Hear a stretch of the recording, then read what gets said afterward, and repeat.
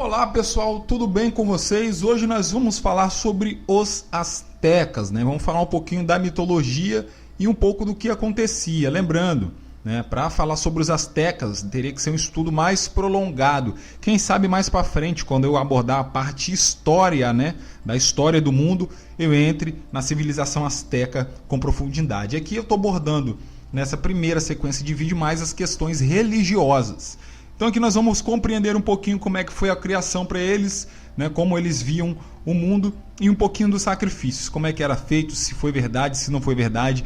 Não é nada aprofundado, mas é o que eu sempre digo. É um vídeo para você sentar com seus amigos e saber dialogar do assunto, saber do que se trata, né, com propriedade. Gente, na descrição do vídeo tem o link do meu PicPay. Se você quiser, você gosta dos meus vídeos, gosta do meu conteúdo, quiser contribuir de alguma maneira, é só você fazer uma contribuição pelo PicPay. Por quê? Porque através dessa contribuição eu vou estar comprando mais livros, tá? Vou estar lendo mais livros e trazendo mais conteúdo aqui pra gente ficar informado. Tá certo? Se você quiser também, se você se sentir no coração. Se não, bora assistindo os vídeos aí. Então hoje nós vamos falar aí sobre os astecas. Então, gente, a primeira coisa, o povo asteca era um povo politeísta, acreditava em vários deuses, não em um deus só, mas em vários deuses. E como eles não tinham, né, a ciência que a gente tem hoje, eles não conheciam praticamente o que nós conhecemos hoje, então para eles deuses não eram só seres pessoais. Tá? Aquilo que representava medo para eles, eles achavam que era uma divindade também. Como, por exemplo, lá atrás o fogo, se algo pegasse fogo, começasse a queimar, eles acharam que era uma divindade.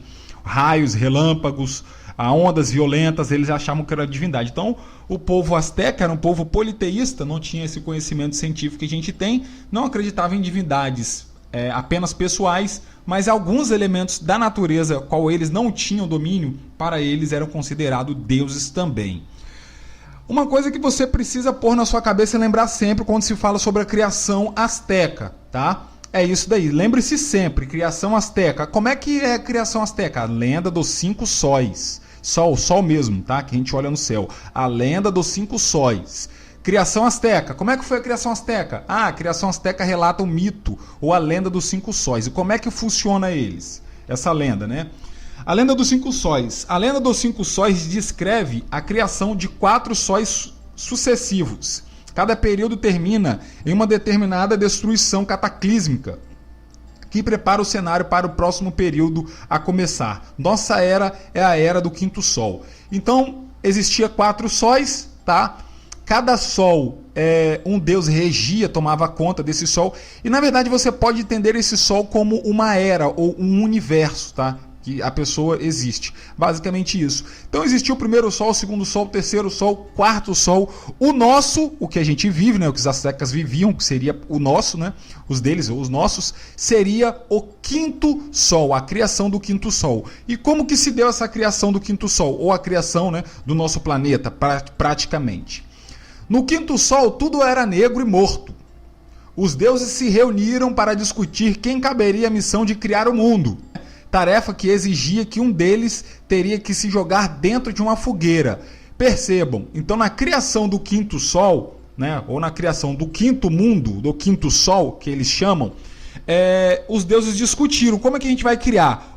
Para dar vida, alguém tem que se jogar na fogueira lá para dar vida para o sol. Aí o sol vai ter vida. Percebam que a ritualística, o sacrifício dos astecas, já parte da ideologia teológica deles. Por quê? Porque o sacrifício já começa com o pensamento teológico deles, com o pensamento de criação deles. Então o mundo passa a existir, o 5º sol, ou 5º mundo, a 5ª era, passa a existir quando algum desses deuses se joga na fogueira em sacrifício, se sacrificando. Como é que basicamente sucedeu isso daí?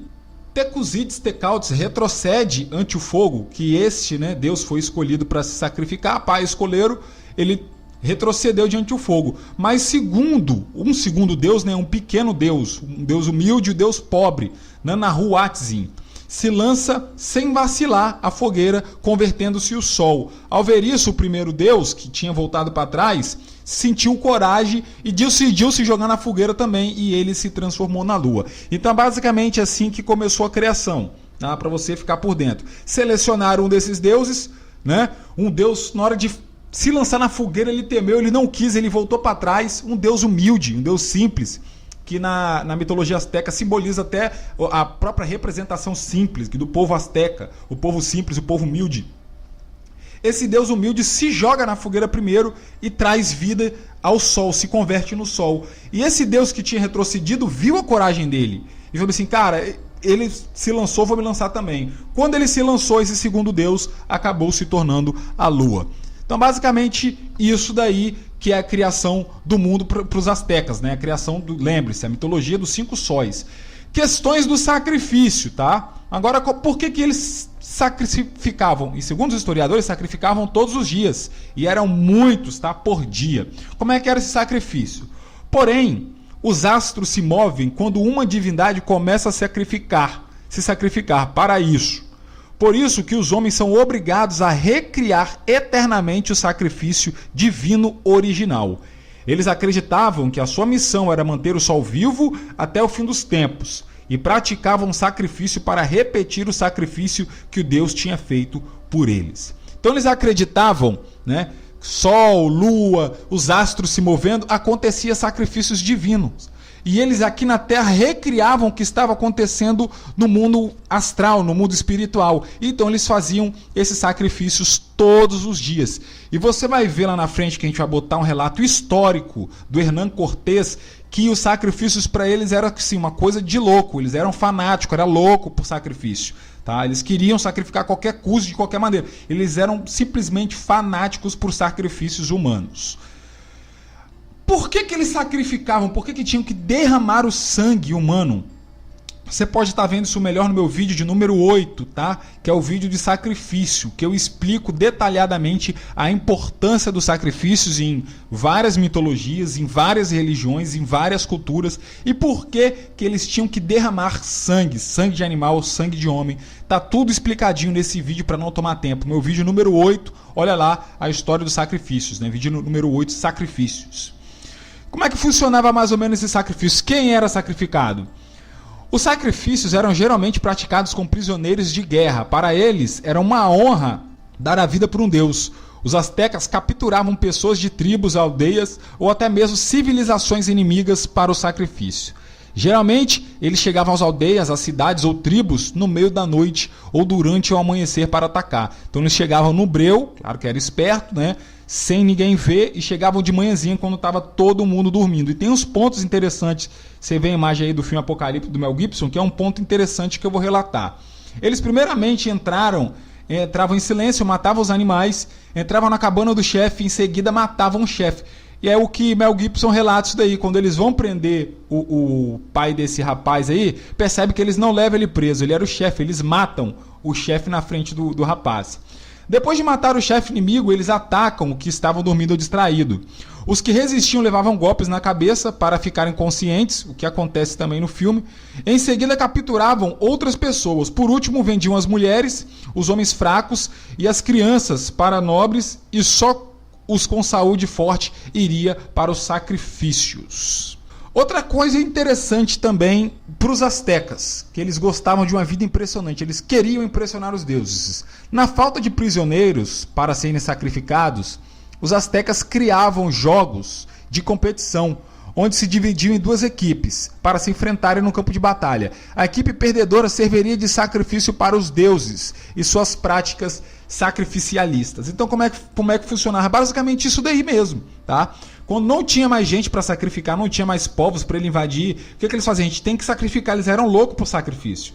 Então eles criavam 2 equipes, emulavam uma guerra entre si e o próprio povo deles. Quem perdia era levado prisioneiro e era levado para ser sacrificado. Os astecas não tinham pena não.